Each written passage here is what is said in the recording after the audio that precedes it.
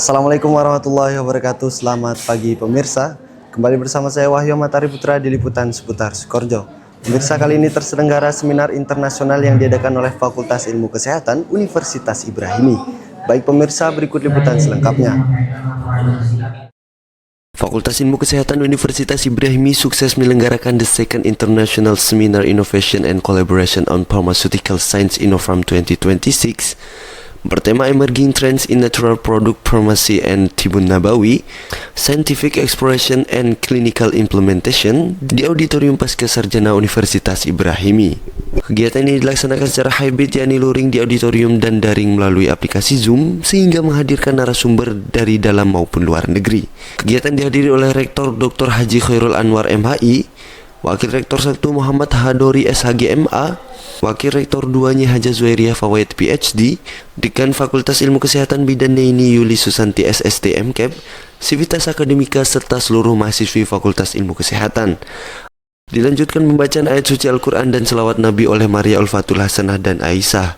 Selanjutnya, Ketua Panitia Innofarm 2026 Apoteker Agung Budi Wicaksono Magister Farmasi menyampaikan laporan pelaksanaan kegiatan. Sambutan berikutnya disampaikan oleh Rektor Dr. Haji Khairul Anwar MHI yang menekankan pentingnya kolaborasi dan inovasi dalam mengembangkan ilmu farmasi. Selain merupakan cerminan nyata dan komitmen bersama kita terhadap kemajuan ilmu farmasi dan juga peningkatan derajat kesehatan masyarakat. Hadirin wal hadirat yang saya hormati, pada tahun 2017 saya masih ingat bersama tim pendidikan universitas silaturahim kepada Rektor Universitas Erlangga Profesor Nasib. Kami konsultasi tentang pembukaan bidang studi farmasi di Universitas Ibrahimi yang ada di dalam naungan pondok pesantren. Beliau langsung bertanya kepada kami, apakah dunia pesantren sudah tidak percaya dengan air yang dibacain doa? Demikian juga apakah pesantren sudah tidak percaya dengan bekam dan lain sebagainya? Langsung kami jawab, bukan kami tidak percaya, justru dengan pendirian farmasi, tradisi-tradisi yang ada dalam sunnah Kanjeng Nabi, bekam dan lain sebagainya akan kita kaji dengan ilmu klinis, dengan ilmu farmasi, sehingga ada integrasi keilmuan baik ilmu sains maupun ilmu keislaman. Kalau itu saya setuju. Oleh karena itu, filosofi keilmuan yang dikembangkan dalam dunia Universitas Ibrahimi adalah integrasi antara ilmu sains dengan ilmu keagamaan. Tema yang sedang kita bahas tahun ini adalah tentang Trend in Natural Product Pharmacy and Tibun Nabawi, Scientific Exploration and Clinical Implementation. Tahu dalam bahasa terjemah bebasnya? Dia ketawa, jadi saya juga ketawa. Terjemah bebasnya perkembangan bahan alam untuk dunia farmasi yang dikolaborasikan dengan Tibun Nabawi. Cara singkat, mungkin saya masih ingat, masih kecil dulu, mungkin saya baru menggunakan obat yang menggunakan bahan kimia adalah ketika kelas 4 SD. Sebelum itu, dalam riwayat yang saya ingat, kalau masih kecil mungkin tidak ingat, masih yang saya ingat, ketika saya sakit perut, orang tua saya langsung ambil getah jarak, dijadikan satu dengan telur, diminumkan, sudah tidak sakit perut lagi. Kemudian ketika badan kita panas, langsung diparutkan kunyit, taruh di kepala ini, juga langsung di. Nah, kemudian entah mengapa kelas 4 itu diobati semua pakai itu enggak mempan, akhirnya baru dikasih Budrexin. Nah, jadi sudah kolaborasi antara obat bahan alam dengan farmasi. Nah, sekarang kita belajar ilmunya. Nah, dengan tema ini tentu hal ini mencerminkan semakin pentingnya upaya menopang warisan bahan alam dan tradisi pengobatan nabawi dengan landasan bukti ilmiah yang kokoh. Sebagai bangsa dengan keanekaragaman hayat yang luar biasa, Indonesia memiliki potensi yang sangat besar dalam pengembangan produk farmasi berbasis bahan halal. Sudah menjadi kewajiban kita sebagai akademisi dan praktisi untuk mengeksplorasi, memvalidasi, mengalihkan potensi tersebut menjadi solusi kesehatan yang aman, efektif, dan berbasis bukti.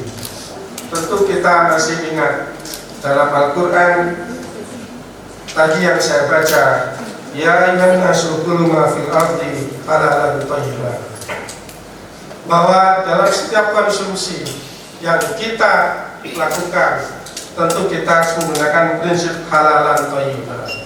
Halal dalam arti bahwa apa yang kita konsumsi tidak bertentangan dengan ilmu syariat.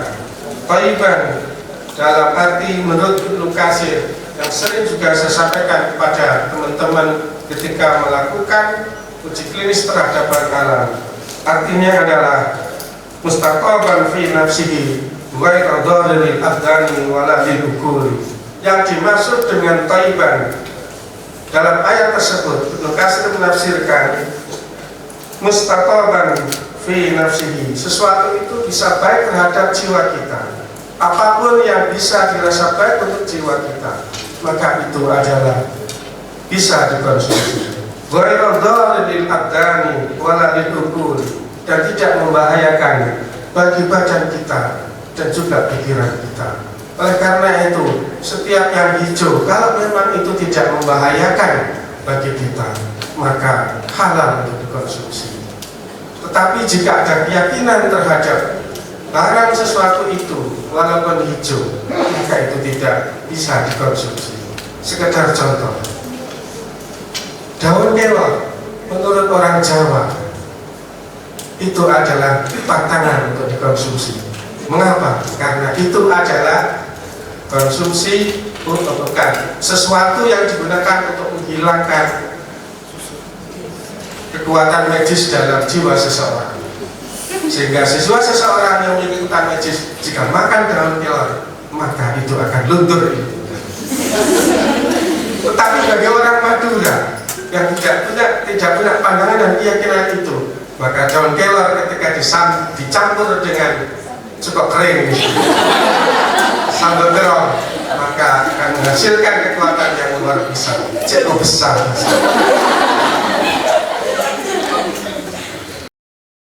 Rangkaian seremonial ditutup dengan doa yang dipimpin oleh Nyai Hajah Zuhairi Fawaid PhD. Seminar ini menghadirkan 6 narasumber kompeten, yaitu Apoteker Ika Yuyani Puspasari S.Pharm Magister Science Pharmacy dari Universitas Dili Timor Leste, dan Apoteker Citra Reza A PhD dari Kansar Medical University Japan yang bergabung melalui Zoom. Sementara narasumber lainnya hadir dari Indonesia, yaitu Dr. Wawan Juadi MAG di Universitas Ibrahimi, Apoteker Ari Kurniansyah SSI Magister Farmasi Klinik, Kepala Instalasi Farmasi RSUD Balambangan Banyuwangi, Apoteker Fauzi Rahman M.Pharm Universitas Ibrahimi, serta Dr. Haji Khairul Anwar MHI Universitas Ibrahimi.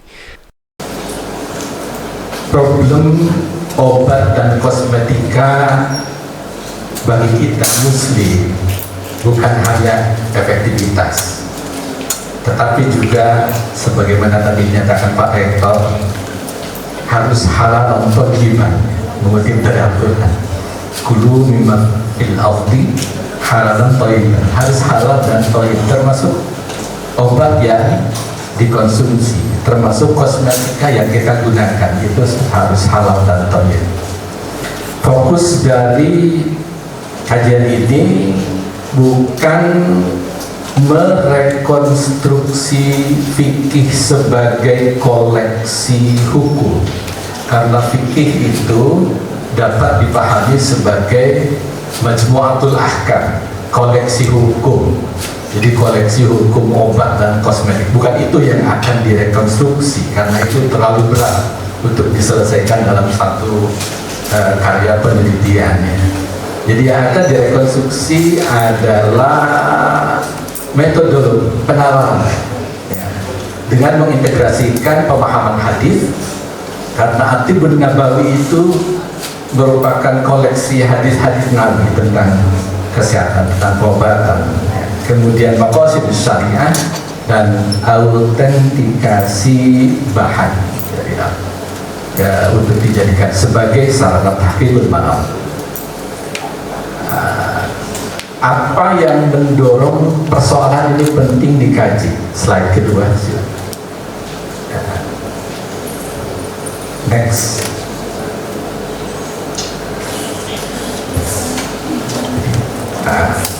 Jadi apa yang menjadi latar mengapa penting ini dilakukan? Kehalalan produk modern, sebagaimana tadi kita saksikan presentasinya, ya, itu tidak sederhana, tidak seperti apa yang dipahami oleh para ulama masa lalu. Jadi problem produk obat kosmetika modern ini ya betul-betul tidak sederhana, ya. Kita membedakan ada obat, ya, ada kosmetik, dan ada produk-produk yang bisa disebut perbatasan. Satu sisi sebagai kosmetik, tetapi sisi lain juga punya fungsi pengobatan, ya. Dalam obat-obat dan kosmetik itu ada bahan-bahan kritis. Ada gelatin, kolagen, gliserin, alkohol, ada enzim, emulsifier, pewangi, pewarna, eksipien.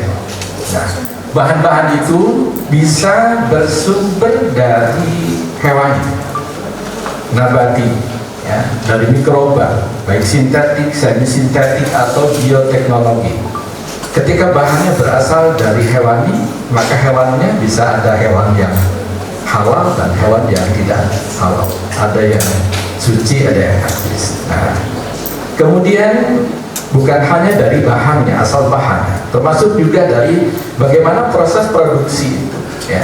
Proses produksi itu dapat mengubah, mencampur, bahkan menyamarkan asal bahan, ya. Karena itu status halal tidak cukup, membutuhkan verifikasi, dilihat dari nama bahannya apa, terus dari informasi di labelnya atau persepsi umum, melainkan membutuhkan verifikasi fakta material, ya, membutuhkan kalau perlu uji laboratorium. Berikutnya, selain ada masalah empirik, fakta bahwa persoalan kehalalan dalam produk obat dan kosmetika modern itu tidak sederhana, ada masalah metodologis, ya, ada masalah metodologis. Apa masalahnya? Ya, bagi kalangan pengkaji Islam, menentukan hukum halal haram obat itu bisa berdasar kepada norma syariat, karena sudah dijelaskan seperti dalam At-Tibbun Nabawi, ya, ada penjelasan tentang halal haramnya, adanya najasah, bagaimana kondisi-kondisi, apakah keperluan hajat atau darurat, ya. Tetapi semata-mata berdasarkan teks itu tidak cukup, ya. Di sisi lain, pengembangan obat dan kosmetika itu jauh, ya, melampaui pemikiran para ulama, ya. Jadi data-data lab saja, uji klinis saja tidak cukup juga untuk menjadi sandaran penetapan hukum halal, ya. Nah, di sini pentingnya ada yang disebut dengan tahqiqul manat, ya. Tahqiq manat ini istilah di dalam usul fikih. Jadi satu proses penalaran fikih termasuk juga pengujian secara faktual untuk melihat bahannya itu berupa apa, ya. Nah, ketika putusan hukum itu tanpa verifikasi manat, ya, maka keputusannya terlalu umum. Keputusannya akan bergantung pada klaim produsen. Keputusannya tidak mampu membedakan halal, syubhat, dan haram, ya.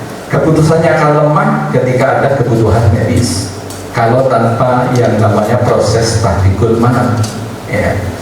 Nah, sehingga alur rekonstruksi yang diajukan di dalam kajian ini, bagaimana kemudian putusan hukum itu harus presisi, proporsional, berbasis bukti dengan berpijak pada teks normatif Al-Tibbun Nabawi, mempertimbangkan apa yang menjadi tujuan syariat, maqasidus syariah, tetapi juga dengan melihat fakta materialnya. Ya, bagaimana hasil uji, ya, pengujian, ya, uji tentang kehalalannya, ya, sehingga dilahirkan putusan hukum yang presisi, proporsional, dan berbasis bukti. Alhamdulillah pada hari ini sudah terlaksana 1 hari acara Inofam. Sebenarnya itu ada 2 hari, yaitu tanggal dari 25 Juli 2026 sampai 26 Juli 2026. Kesan-pesannya pada hari ini saya terkesan karena semua panitia sangat kompak dalam acara ini. Untuk kedepannya saya berharap acara bisa berlanjut ke lebih baik daripada sekarang. Saya berharap juga bahwa tidak hanya ada seminar Inofam yang kedua, tapi sampai ke 3, 4, 5 dan selanjutnya. Karena seminar-seminar internasional seperti ini sangat dibutuhkan untuk kemajuan cara berpikir mahasiswa, dosen, dan peneliti-peneliti dunia. Sesi diskusi berlangsung interaktif, antusiasme mahasiswi terlihat dari banyaknya pertanyaan yang diajukan kepada narasumber, baik yang hadir secara langsung maupun melalui Zoom.